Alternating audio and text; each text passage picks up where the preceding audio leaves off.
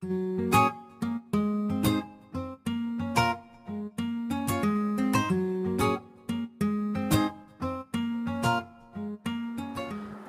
தி Lord. பிரியமான சகோதர சகோதரிகளே, எவ்ரி மார்னிங் வித் ஜீசஸ் என்ற இந்த தலைப்பில் உங்களை சந்திப்பதில் மகிழ்ச்சி அடைகிறேன். இந்த காலை வேளையில் கர்த்தருடைய வார்த்தையை நாம் தியானிக்கும்படி நம்மை தாழ்த்தி ஒப்பு கொடுப்போம். கர்த்தர் சொல்லுகிற ஆலோசனைகளை கேட்போம். அதன்படி வாழ்ந்து இந்த பூமியிலே நாம் சுகித்திருப்போம், ஆசீர்வதிக்கப்படுவோம். நீதிமொழிகள் புஸ்தகத்தில் 24ஆம் அதிகாரத்தில் முதல் வசனம் இப்படியாய் சொல்லுகிறது: பொல்லாத மனுஷர் மேலே பொறாமை கொள்ளாதே, அவர்களோட இருக்கவும் விரும்பாதே. 2 காரியங்கள். பொறாமை வேண்டாம், அப்போ பொல்லாதவர்களோடு நீ சகவாசம் வேண்டாம், உறவு வேண்டாம், அவங்களோடு வாழாத, தங்கி இருக்காத, நட்பு கொள்ளாது. இது தமிழில். ஆங்கிலத்தில் do not envy wicked men, do not desire their company. அவருடைய கம்பெனியை நீ டிசைர் பண்ணினா you will become one day wicked. அவளோடு உறவு வைத்துக்கொண்டு அவளோடு இருக்க விரும்பினா நீயும் பொல்லாதவர்களாய் மாறிவிடுவாய். பார்த்தீங்களா? இந்த உலகம் பொல்லாங்கனுக்குள் கட்டப்பட்டிருக்கிறதை பார்க்கிறோம். எங்கு பார்த்தாலும் பொல்லாங்குகளை பார்க்கிறோம். உலகமெங்கிலும் இருக்கிற நாடுகள், மக்கள் மத்தியிலே பார்த்தீங்கன்னா தேவன் விரும்புகிற அன்பு, சந்தோஷம், சமாதானம் இல்லை. உறவு சரியான முறையில் அமையவே இல்லை. எங்கும் பொறாமை, காய்மகாரம், ஒருவரை பொறாமை கொண்டு ஒருவரை கடித்து குதறி அழித்து சிதறிக்கிறதை தான் நாம் பார்க்கிறோம். பாருங்கள், இது நாடுகளுக்கு இடையே நடக்கிறது, மக்களுக்கு இடையே நடக்கிறது. அநேக ரட்சிக்கப்பட்ட மக்களுடைய வாழ்க்கையில் கூட இந்த பொறாமை இருக்கிறதை நாம் பார்க்கிறோம். அதனால்தான் ஆண்டவர் இந்த காலை வேளையிலே நமக்கு கொடுக்குற ஆலோசனை, பொறாமை கொள்ளாதே, பொறாமை வேண்டாம். That is wicket. ஆண்டவருடைய பிள்ளைகள் ஆவிக்குரிய கனிகளை கொடுக்கிறவர்களாக இருக்க வேண்டும். ஆவிக்குரிய வரங்களை பெற்று ஆவிக்குரிய கனிகளை கொடுக்கிறது. அந்த 9 கனிகளுக்கு எதிரானதில் 18 மோசமான காரியங்களை தான் பொறாமை ஒன்று. பார்த்தீங்களா?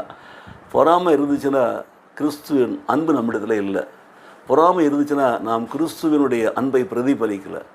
பொறாமை இருந்துச்சுன்னா நாம் உண்மையான கிறிஸ்துவனுடைய கொள்கைகளை கடைபிடிக்கிற பிள்ளைகள் கிடையாது.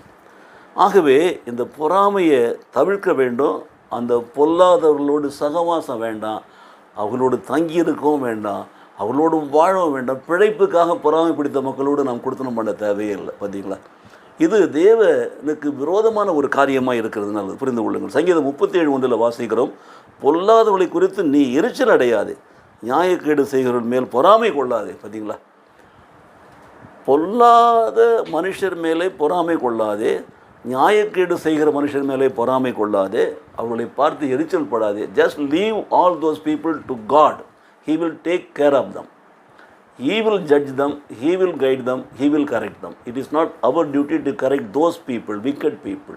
We can say, we can advise. Suppose if they don't agree, they don't accept, we need not say a word against them.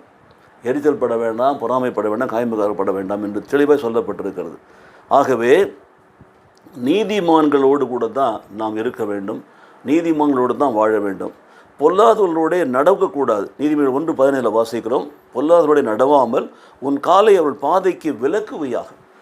பொல்லாதவர்களை குறித்து எரிச்சல் அடையாதே, நியாயக்கேடு செய்கிற மேலே பொறாமை கொள்ளாதே, பொல்லாதவர்கள் கூட நடவாமல் அவளுடைய பாதையை விட்டு விலகு. பார்த்தீங்களா? உன் வழியை கர்த்தருக்கு ஒப்பு கொடுத்து அவர்கள் நம்பிக்கையாயிரு. உன் வழிகளெல்லாம் உன்னை காக்கும்படி தூதர் கட்டளையிடும். பார்த்து கொண்டே வருகிறோம் அல்லவா? இன்றைக்கு நாம் செய்ய வேண்டிய காரியம் என்ன? பொல்லாத மனுஷன் மேல் பொறாமை கொள்ளக்கூடாது, அவர்களோடு நாம் உறவு வைத்துக் கொள்ள. உன் நண்பன் யார் என்று சொல்லு. பொல்லாதவனா? அப்போ நீ பொல்லாதவன் தான். உன் நண்பன் பொய்யனா? நீயும் பொய்யன் தான். உன் நண்பனிடத்தில் உண்மை இல்லையா? உன்னிடத்தில் உண்மை இல்லை. உன் நண்பனிடத்தில் தவறான பழக்க வழக்கம், உன்னிடத்தில் தவறான பழக்கம். So tell me who is your friend, I will tell about you. That is the worldly saying. We know that. எனக்கு பிரியமானவர்களே, இந்த காலை வேளையில் இந்த வார்த்தையை நாம் ஏற்றுக்கொள்வோம். இனி நாம் பொல்லாத மனுஷன் மேலே பொறாமை கொள்ள வேண்டாம். நல்லா இருக்கட்டும், அவங்க கர்த்தர் பார்த்து கொள்வார்.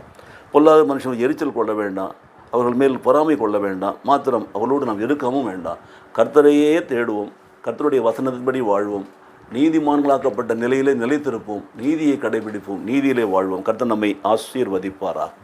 எங்களை நேசிக்கிற நல்ல பிதாவே, இந்த காலை வேளையில் நம்முடைய சமூகத்தில் வந்திருக்கிற நம்முடைய பிள்ளைகளுக்காக நாங்கள் ஜெபிக்கிறோம். இந்த அதிகாலை வேளையில் ஆண்டவராக இயேசு கிறிஸ்துனுடைய பாதத்தில் வந்து அமர்ந்திருக்கிற இந்த பிள்ளைகளுக்காக நாங்கள் ஜெபிக்கிறோம். ஆண்டவரே, நம்முடைய வார்த்தையை சொல்லியிருக்கிறோம். இந்த வசனத்தின்படி நீதிமொழிகள் 24:1 சங்கீதம் 37:1 கர்த்தாவே நீதிமொழிகள் 1:15 படி இந்த பிள்ளைகளை நீ ஆசீர்வதிப்பீரா. பொறாமையை எடுத்து போடும், அவர்களோடு இருக்கிற உறவை ஆண்டவரே எடுத்து போடும். உம்மோடு கூட ஐக்கியம் கொண்டவர்களாய் அவர்கள் வாழும்படி சங்கீதம் 1:1 சொல்லப்பட்டிருக்கிறது அல்லவா, அதன்படி வாழ கிருபை செய்யும். சங்கீதம் 1:2 கர்த்தருடைய வேதத்தில் பிரியமாக இந்த அருள்மகனை தியானிக்கிற மனுஷனை நீர் மாற்றுவீரா. ஆகவே உம்முடைய அன்பின் கருத்தில் ஒப்புக் கொடுத்து நாங்கள் ஜெபிக்கிறோம், ஆசீர்வதிக்கிறோம். இயேசு கிறிஸ்து நாமத்திலே பிதாவே. ஆமென், ஆமென்.